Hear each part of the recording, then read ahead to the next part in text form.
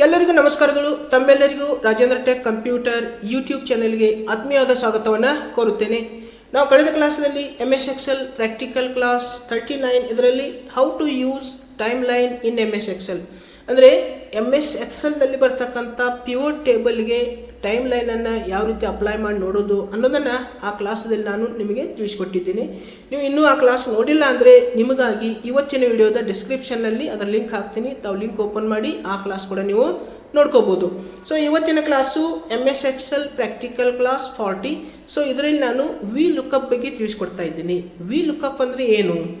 Vertical ಆಗಿ ನಾವು ಡೇಟಾನ ಹುಡುಕೋದು, ನಮ್ಮ ಟೇಬಲ್ದಲ್ಲಿರ್ತಕ್ಕಂಥ ಡೇಟಾನ ಹುಡುಕಿ ಮತ್ತೊಂದು ಟೇಬಲ್ದಲ್ಲಿ ಮ್ಯಾಚ್ ಮಾಡಿ ನೋಡೋದು. ಓಕೆ, ಸರಿನೋ ತಪ್ಪು, ಓಕೆ, ಕೋಡ್ ಸರಿಯಾಗಿದೆಯೋ ಇಲ್ಲೋ, ಅಥವಾ ಪೇಮೆಂಟ್ ಸರಿಯಾಗಿದೆಯೋ ಅಥವಾ ಗ್ರೇಡ್ ಸರಿಯಾಗಿದೆಯೋ ಇಲ್ಲೋ. ಸೊ ಈ ಪ್ರಕಾರ ನಾವು ವಿ ಲುಕಪ್ ಅನ್ನೋ ಫಾರ್ಮುಲಾನ ಯೂಸ್ ಮಾಡಿಕೊಂಡು ಒಂದು ಟೇಬಲಿಂದ ಮತ್ತೊಂದು ಟೇಬಲ್ಗೆ ನಾವು ಏನು ಮಾಡ್ಕೋಬೋದು ಅಂತ ಹುಡುಕಿ ಆ ಡೇಟಾನ ತಂದಲ್ಲಿ ಇಡಬಹುದು. ಸೊ ಅದನ್ನು ಯಾವ ರೀತಿಯಾಗಿ ಮಾಡೋದು ಅನ್ನೋದನ್ನು ಇವತ್ತಿನ ಕ್ಲಾಸ್ದಲ್ಲಿ ನಾನು ನಿಮಗೆ ತಿಳಿಸ್ಕೊಡ್ತಾ ಇದ್ದೀನಿ. ಸೊ ದಯವಿಟ್ಟು ಪೂರ್ತಿಯಾಗಿ ವಿಡಿಯೋ ನೋಡಿರಿ. ಪೂರ್ತಿಯಾಗಿ ವಿಡಿಯೋ ನೋಡೋದ್ರಿಂದ ನಿಮಗೆ ಒಂದು ಸಂಪೂರ್ಣವಾದಂಥ ಮಾಹಿತಿ ಸಿಗ್ತದೆ. ಓಕೆ, ಮತ್ತು ತಾವು ಹೊಸದಾಗಿ ನನ್ನ ಯೂಟ್ಯೂಬ್ ಚಾನಲ್ ನೋಡ್ತಾ ಇದ್ದರೆ, ಇನ್ನು ನನ್ನ ಯೂಟ್ಯೂಬ್ ಚಾನಲ್ಗೆ ನೀವು ಸಬ್ಸ್ಕ್ರೈಬ್ ಮಾಡಿಲ್ಲ ಅಂದರೆ ದಯವಿಟ್ಟು ಸಬ್ಸ್ಕ್ರೈಬ್ ಮಾಡಿರಿ, ಬೆಲ್ಲೈಕನ್ ಪ್ರೆಸ್ ಮಾಡಿರಿ, ನನಗೆ ಸಪೋರ್ಟ್ ಮಾಡಿರಿ ಅಂತ ತಮ್ಮಲ್ಲಿ ಕೇಳ್ತಾ ಇವಾಗ ಇವತ್ತಿನ ಪ್ರಾಕ್ಟಿಕಲ್ ಕ್ಲಾಸನ್ನು ನೋಡೋಣ. ಸೊ ಇವಾಗ ಎಕ್ಸೆಲನ್ನು ಓಪನ್ ಮಾಡ್ಕೋತೀನಿ. ಸೊ ಇಲ್ಲಿ ಎಕ್ಸೆಲನ್ನು ಓಪನ್ ಮಾಡಿದ ನಂತರ ಇಲ್ಲಿ ನಾನು 2 ಟೇಬಲನ್ನು ರೆಡಿ ಮಾಡಿದ್ದೀನಿ. ಸೊ ಇಲ್ಲಿ ಒಂದು ಟೇಬಲ್ ಇದೆ, ಒಂದು ಲೆಫ್ಟ್ ಸೈಡ್ ಒಂದಿದೆ, ರೈಟ್ ಸೈಡ್ ಒಂದು ಟೇಬಲ್ ಇದೆ. ಸೊ 2 ಟೇಬಲನ್ನು ರೆಡಿ ಮಾಡಿ ಇಟ್ಟಿದ್ದೀನಿ ನಾನು. ಇಲ್ಲಿ ಇರ್ತಕ್ಕಂಥ ಫಸ್ಟ್ ಇಲ್ಲಿ ಪ್ರಾಡಕ್ಟ್, ಇಲ್ಲಿ ಏನು ಕೊಟ್ಟಿದ್ದೀನಿ, ಇಲ್ಲಿ ಪ್ರಾಡಕ್ಟ್ದಲ್ಲಿ ಏನು ಕೊಟ್ಟಿದ್ದೀನಿ, ಇಲ್ಲಿ ಒಂದು ಕೆಲವೊಂದು ಐಟಮ್ಸ್ಗಳ ಪ್ರಾಡಕ್ಟ್ಗಳ ನೇಮನ್ನು ಇಲ್ಲಿ ಟೈಪ್ ಮಾಡ್ಕೊಂಡಿದ್ದೀನಿ.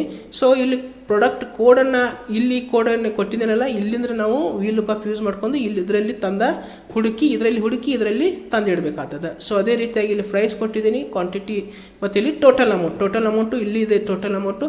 ಸೊ ಇಲ್ಲಿಂದ ಹುಡುಕಿ ಸೊ ಇಲ್ಲಿ ಇಡಬೇಕಾಗ್ತದೆ. ಇಲ್ಲಿ ಪ್ರಾಡಕ್ಟ್ ನೇಮನ್ನು ಏನು ಕೊಟ್ಟಿದ್ದೀನಲ್ಲ, ಈ ಪೆನ್ನು, ಕಲರ್ ಬಾಕ್ಸ್, ನೋಟ್ಬುಕ್ ಈ ಥರ. ಸೊ ಇಲ್ಲಿ ಏನು ಮಾಡಿದ್ದೀನಪ್ಪ ಅಂದ್ರೆ ಪ್ಲೇಸನ್ನು ಚೇಂಜ್ ಮಾಡಿದ್ದೀನಿ. ಪೆನ್ ಫಸ್ಟ್ ಇದೆ, ಇಲ್ಲಿ ಕಲರ್ ಬಾಕ್ಸ್ ಫಸ್ಟ್ ಇದೆ. Okay, last single line notebook ಇದೆ, ಲಾಸ್ಟ್ ಪೆನ್ಸಿಲ್ ಇದೆ. ಸೊ ಈ ಪ್ರಕಾರ ಪ್ರತಿಯೊಂದರಲ್ಲಿ ಇಲ್ಲಿ ಪ್ಲೇಸನ್ನು ಚೇಂಜ್ ಮಾಡಿ ಈ ಒಂದು ಬಾಕ್ಸ್ದಲ್ಲಿ ನಾನು ಇಟ್ಟಿದ್ದೀನಿ. ಓಕೆ, ಕೋಡ್ ನಂಬರ್ ಕೂಡ ಇಲ್ಲಿ ಅದರದ್ದೇ ಆದಂಥ ಒಂದು ಕೋಡ್ ನಂಬರ್ ಕೂಡ ಇಲ್ಲಿ ಇದ್ದಾವೆ. ಸೊ ಪ್ರೈಸ್ ಕೂಡ, ಟೋಟಲ್ ಅಮೌಂಟ್ ಕೂಡ ಇದ್ದಾವೆ.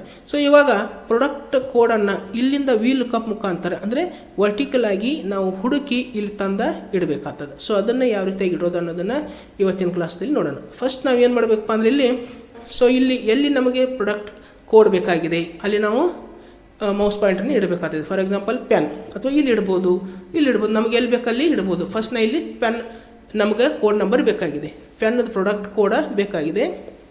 ಸೊ ಆಗ ನಾನು ಇಲ್ಲಿ ಏನು ಮಾಡ್ತೀನಪ್ಪ ಅಂದರೆ ಇಲ್ಲಿ ಪ್ರಾಡಕ್ಟ್ ಕೋಡ ಇಲ್ಲಿ ನಾವು ಪೆನ್ನದ ನೋಡೋಣ. ಓಕೆ, ಫಸ್ಟ್ ಇಲ್ಲಿ ಇಟ್ಟು ಕರ್ಸರ್ ಇಟ್ಟ ನಂತರ ಇಲ್ಲಿ ಈಕ್ವಲ್ ಟು ಕೊಡಬೇಕು.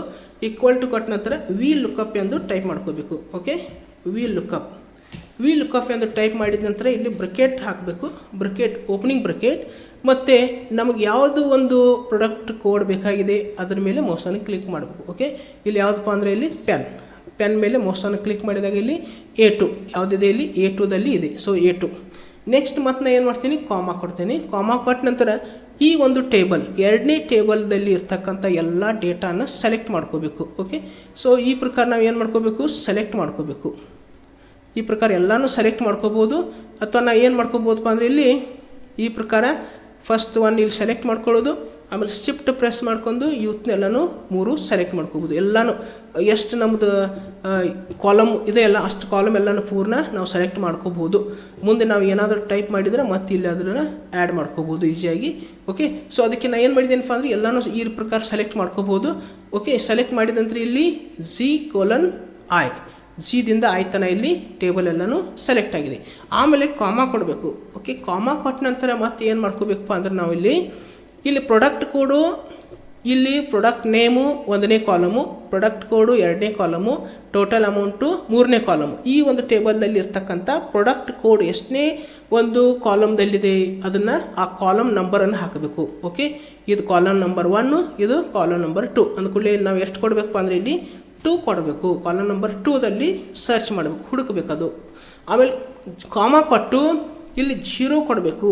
0 ಯಾಕೆ ಕೊಡಬೇಕಪ್ಪ ಅಂದ್ರೆ 0 ಕೊಟ್ಟ ನಂತರ ಇಲ್ಲಿ ಬ್ರಕೆಟ್ ಕಂಪ್ಲೀಟ್ ಮಾಡ್ಕೋಬೇಕು. 0 ಯಾಕೆ ಕೊಡಬೇಕಂದ್ರೆ ಒಂದು ಎಕ್ಸಾಕ್ಟ್ ಆದಂಥ ಒಂದು ಆನ್ಸರ್. ಓಕೆ, ಒಂದು ಸರಿಯಾದ ಆನ್ಸರನ್ನು ಅದು ಏನು ಮಾಡ್ತದೆ ಅಲ್ಲಿ ಹುಡುಕಿ ನಮಗೆ ಕೊಡ್ತದೆ. 0 ಅಂದರೆ ಟ್ರೂ ಮತ್ತು 1 ಅಂದರೆ ಫಾಲ್ಸ್.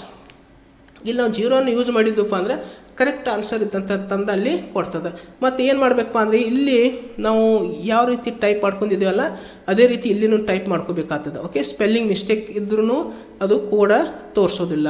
ಅಥವಾ ಸ್ಪೇಸ್ ಒಂದರಲ್ಲಿ ಪೇಸ್ ಕೊಟ್ಟಿರ್ತೀವಿ, ಮೊದಲು ಒಂದು ಟೇಬಲ್ದಲ್ಲಿ ಸ್ಪೇಸನ್ನು ಕೊಟ್ಟಿರ್ತೀವಿ, ಎರಡನೇ ಟೇಬಲ್ದಲ್ಲಿ ಸ್ಪೇಸ್ ಕೊಡೋಂಗಿಲ್ಲ, ಅವಾಗ ಕೂಡ ಏನಾಗೋದಿಲ್ಲ, ಅದು ಕೋಡ್ ನಂಬರ್ ತೋರಿಸೋದಿಲ್ಲ. ಓಕೆ, ರಾಂಗ್ ತೋರಿಸ್ತದೆ. ಸೊ ಅದಕ್ಕಾಗಿ ನಾವಿಲ್ಲಿ 0 ಕೊಟ್ಟರೆ ನಮಗೆ ಕರೆಕ್ಟ್ ಆದಂಥ ಆನ್ಸರ್ ಅನ್ನೋದು ಡಿಸ್ಪ್ಲೇ ಮಾಡ್ತದೆ. ಓಕೆ, ಇಷ್ಟು ಕೊಟ್ಟ ನಂತರ ನಾವೇನು ಮಾಡಬೇಕಪ್ಪ ಅಂದರೆ ಇಲ್ಲಿ ಓಕೆ ಕೊಡಬೇಕು, ಎಂಟರ್ ಪ್ರೆಸ್ ಮಾಡ್ಕೋಬೇಕು. ಎಂಟರ್ ಪ್ರೆಸ್ ಮಾಡಿದ ಕೂಡಲೇ ಪ್ಯಾನದ ಕೋಡ್ ಎಷ್ಟಿದೆ AB1234, ಇಲ್ಲಿ ಕೂಡ ಪ್ಯಾನದ ಕೋಡ್ ಎಷ್ಟಿದೆ AB1234.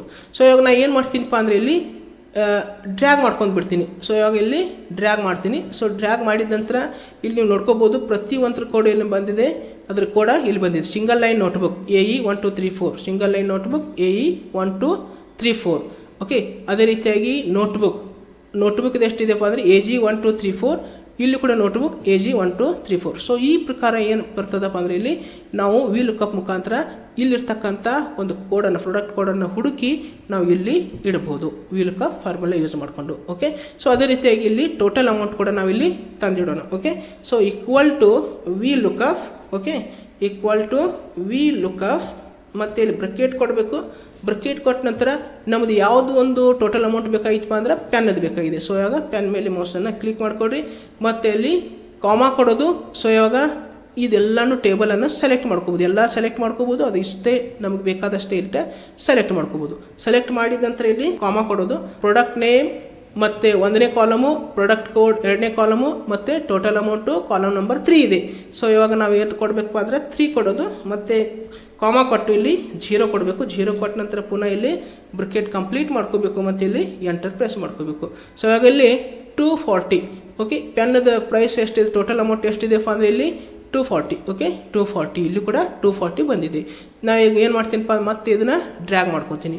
ಡ್ರ್ಯಾಗ್ ಮಾಡಿದ ನಂತರ ಇವಾಗ ನೋಡ್ಕೋಬೋದು ಪ್ರತಿಯೊಂದರ ಟೋಟಲ್ ಅಮೌಂಟ್ ಇಲ್ಲಿ ಬಂದಿದೆ. ಸಿಂಗಲ್ ಲೈನ್ ನೋಟ್ಬುಕ್ ಎಷ್ಟಿದೆ 300, ಇಲ್ಲಿ ಕೂಡ 300.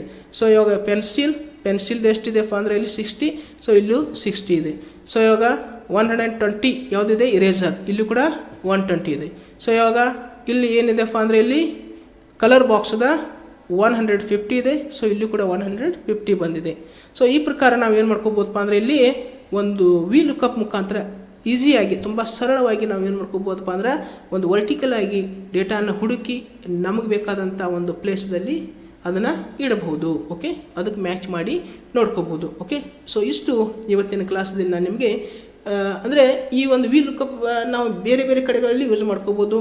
ಒಂದು ರಿಸಲ್ಟ್ ಶೀಟ್ಗೆ ಯೂಸ್ ಮಾಡ್ಕೋಬೋದು, ಸ್ಯಾಲರಿ ರಿಪೋರ್ಟ್ಗೆ ಯೂಸ್ ಮಾಡ್ಕೋಬೋದು. ಓಕೆ, ಪೇಮೆಂಟನ್ನು ನೋಡಲಿಕ್ಕೆ, ಆಮೇಲೆ ಗ್ರೇಡನ್ನು ನೋಡಲಿಕ್ಕೆ, ಓಕೆ, ಸ್ಟೂಡೆಂಟ್ ಪರ್ಸೆಂಟೇಜ್ ನೋಡಲಿಕ್ಕೆ, ಒಂದು ಯಾವುದೇ ಟೇಬಲನ್ನು ನಾವಿಲ್ಲಿ ಯೂಸ್ ಮಾಡ್ಕೊಂಡು VLOOKUP ಫಾರ್ಮುಲಾ ಯೂಸ್ ಮಾಡ್ಕೊಂಡು ಒಂದು ವರ್ಟಿಕಲ್ ಆಗಿ ಒಂದು ಡೇಟಾನ ಹುಡುಕಿ ನಮಗೆ ಬೇಕಂತ ಪ್ಲೇಸ್ನಲ್ಲಿ ಈಸಿಯಾಗಿ ಇಡ್ಬೋದು. ಓಕೆ, ಸೊ ಇಷ್ಟು ಇವತ್ತಿನ ಕ್ಲಾಸ್ದಲ್ಲಿ ನಾನು VLOOKUP ಬಗ್ಗೆ ತಿಳಿಸ್ಕೊಟ್ಟಿದ್ದೇನೆ. ಸೊ ಇವತ್ತಿನ ಕ್ಲಾಸು ತಮಗೆ ಯಾವ ರೀತಿ ಅನಿಸ್ತು ಅನ್ನೋದನ್ನು ಕಮೆಂಟ್ ಮಾಡಿರಿ, ವಿಡಿಯೋನ ಲೈಕ್ ಮಾಡಿರಿ, ಶೇರ್ ಮಾಡಿರಿ, ಮತ್ತು ತಾವು ಇನ್ನೂ ನನ್ನ ಯೂಟ್ಯೂಬ್ ಚಾನಲ್ಗೆ ಸಬ್ಸ್ಕ್ರೈಬ್ ಮಾಡಿಲ್ಲ ಅಂದರೆ ದಯವಿಟ್ಟು ಸಬ್ಸ್ಕ್ರೈಬ್ ಮಾಡಿರಿ, ಬೆಲ್ ಐಕನ್ ಪ್ರೆಸ್ ಮಾಡಿ ನನಗೆ ಸಪೋರ್ಟ್ ಮಾಡಿರಿ ಅಂತ ತಮ್ಮಲ್ಲಿ ಕೇಳ್ತಾ ಇವಾಗ ಇವತ್ತಿನ ಪ್ರಾಕ್ಟಿಕಲ್ ಕ್ಲಾಸನ್ನು ಇಲ್ಲಿಗೆ ಮುಕ್ತಾಯಗೊಳಿಸ್ತಾ ಇದ್ದೀನಿ. ಮತ್ತೊಂದು ಹೊಸ ಕ್ಲಾಸ್, ಒಂದು ಹೊಸ ವಿಡಿಯೋದೊಂದಿಗೆ ಪುನಃ ನಿಮ್ಮ ಜೊತೆಗೆ ಬರುವೆ. ಅಲ್ಲಿವರೆಗೆ ಎಲ್ಲರಿಗೂ ನನ್ನ ನಮಸ್ಕಾರಗಳು.